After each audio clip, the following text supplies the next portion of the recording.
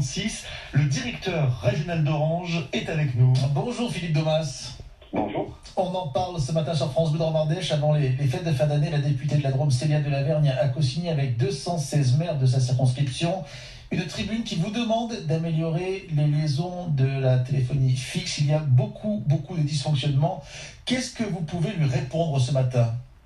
Vous savez, en fait, nous travaillons quotidiennement avec les élus, que ce soit les parlementaires, les maires ou avec le département. Et donc, nous sommes en relation fréquente. Nous avons engagé de multiples investissements sur la Drôme et l'Ardèche, comme dans d'autres départements. Nous sommes conscients qu'il y a encore des difficultés qui persistent, mais pour donner un ordre de grandeur, c'est 3000 poteaux qui sont changés chaque année, c'est énormément d'interventions qui sont traitées. Et puis, il y a certaines interventions qui durent un peu plus longtemps, et c'est de cela dont je pense vous voulez parler, c'est la verbe dans ces prises de parole. Est-ce que vous êtes capable aujourd'hui de mettre fin à ces problèmes ? En fait, nous y travaillons maintenant depuis plusieurs années, et en fait, de mémoire, je pense que nous n'avons jamais autant investi en Drôme-Ardèche sur le réseau, quel qu'il soit, que ce soit mobile, le fixe, le cuivre, puisque c'est de ça dont on parle. La maintenance a augmenté de 20%. Nous avons recruté massivement dans les équipes qui seront en charge la boucle locale cuivre, qui dessert les logements. Et donc, ces investissements, la modernisation des réseaux, le déploiement de la fibre, la couverture mobile, puisque les départements de Drôme et l'Ardèche bénéficient d'un programme sans précédent en termes de création de nouveaux sites. Donc tout ça répond aux inquiétudes que peuvent soulever certains élus ou Célia Delavergne ou d'autres parlementaires. Philippe Domas, directeur régional d'Orange, nous dites ce matin, ça fait des années qu'on travaille à remettre en état le réseau. Pour autant, il reste énormément de dysfonctionnements, les élus s'en plaignent. Ça veut dire qu'il y a un tel retard que vous n'arrivez pas à le rattraper, c'est ça ? Non, je pense qu'en fait, il faut vraiment bien identifier de quoi on parle. Les équipes sur le terrain, vraiment, j'en profite pour les remercier du travail qu'ils font tous les jours, mais interviennent chaque jour pour vous donner un ordre de grandeur, c'est 30 000 interventions sur le réseau par trimestre. Pourquoi ? Parce qu'en fait, c'est un réseau qui est à l'extérieur et qui est soumis à de multiples aléas.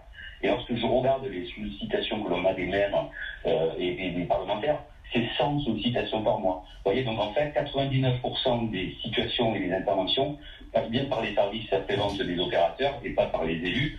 Donc en fait, il y a certaines situations plus compliquées, plus longues à rétablir, pour lesquelles les élus nous sollicitent, mais il ne faut pas généraliser. Nous sommes présents. Personne ne dit pas que vous n'êtes pas présent. L'idée, c'est juste qu'effectivement, alors Ardèche Drôme Numérique aussi, par exemple, dit 25% des poteaux d'Orange en milieu rural sont endommagés. Vous êtes d'accord avec ce chiffre-là ou pas ? Non, en fait, on travaille là aussi avec Ardèche Drôme Numérique. Je pense que sur Drôme Ardèche, Orange travaille dans la ruralité. Nous habitons beaucoup chez Orange dans les territoires ruraux. Beaucoup de nos salariés, les 400 salariés ou 600 partenaires qui travaillent en Drôme Ardèche, y habitent. Mais en fait, il faut toujours avoir en tête que 20% de la population habite dans 80% des communes de l'Ardèche. C'est-à-dire qu'en fait, sur les 700 communes, il y a un logement épars et donc des lignes qui sont très longues. Et quand l'on déploie la fibre, par exemple, et par rapport au sujet d'ADN, en fait, on rajoute de la charge sur les poteaux.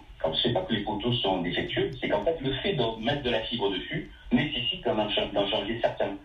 Donc Orange déploie la fibre aussi, donc plus de 100 000 logements sont éligibles, et vous avez 10% de logements éligibles sur le réseau d'initiative publique d'ADN. Orange déploie surtout dans les villes, où c'est rentable, pour dire les choses simplement, et ADN s'occupe plutôt de la partie rurale plus éloignée, et c'est elle qui répare les poteaux pour l'instant, qui paie en tout cas, dit-elle, plus de la moitié du coût de la réfection des poteaux. Ça veut dire qu'en gros, c'est l'argent public qui paye vos poteaux ? Non, pas du tout. En fait, sur le principe du remplacement de poteaux, en fait, c'est un forfait qui a été défini en 2018, qui a été fixé, négocié sous l'égide de l'ARCEP, donc c'est vrai pour tous les opérateurs, pas plus pour ADN que d'autres. Et donc, en fait, ce que je dis simplement, c'est que une grande partie de ces poteaux ne devrait pas être changée si la fibre n'était pas déployée. Donc, quand Orange déploie, on change des poteaux, et ce sont les opérateurs en charge de déploiement du RIP qui ont souhaité pouvoir le faire et ne pas être tributaire de changement de poteau par Orange pour ne pas freiner leur déploiement. Mais c'est pas la faute de la fibre si les poteaux cassent. Non, mais vous savez, un poteau ne casse pas tout seul, un câble ne se coupe pas tout seul, et qu'il y a de multiples aléas. Tous les aléas, en fait, font que, c'est sans parler des élagages, voilà, le sujet des élagages dans Drôme-Ardèche, c'est un sujet majeur, parce qu'en fait, depuis maintenant des années, pas que Orange se désengage de la maintenance du réseau. C'est que, en fait, nos investissements n'ont jamais été aussi importants. Par contre, en effet, il y a un sujet sur le fait que, en fait, les arbres ne sont moins entretenus que ce qu'ils pouvaient être. Oui, et c'est bien ce que disent d'ailleurs ceux qui se plaignent des dysfonctionnements, qui disent qu'il y a ce problème d'élagage autour des lignes et que finalement, on ne sait pas trop qui va le faire cet élagage. C'est à vous, c'est pas à vous finalement? Ah ben non, l'élagage, ce sont les propriétaires des parcelles privées qui doivent le réaliser. Quand on parle d'élagage, moi ça fait plus de 30 ans que je travaille sur Orange, donc j'ai aussi une visibilité sur ce qu'ils faisaient avant. De tout temps, l'élagage a été fait, mais quand on parle d'élagage, on parle d'ébranchage léger. Il ne s'agit pas de couper à blanc ou de couper les haies. En fait, cet ébranchage léger que faisaient les techniciens d'Orange il y a très très très longtemps, en fait, c'est pas de ça dont il s'agit. Aujourd'hui, on a des situations, et ça a été un des problèmes majeurs de la crise neige de l'année dernière, où 2/3 des foyers ont été coupés du fait de la chute de branches.